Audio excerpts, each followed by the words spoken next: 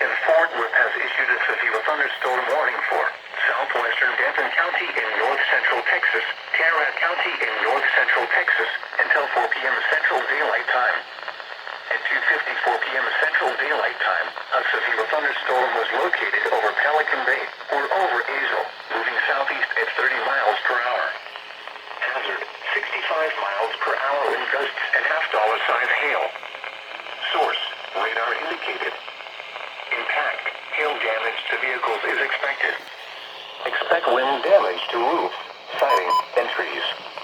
Locations impacted include Fort Worth, Arlington, Grand Prairie, Denton, Louisville, Flower Mound, Mansfield, Euless, Bedford, Grapevine, Halton City, Keller, Hurst, Burleson, Southlake, Watauga, Colleyville, Benbrook, Corinth, and Saginaw.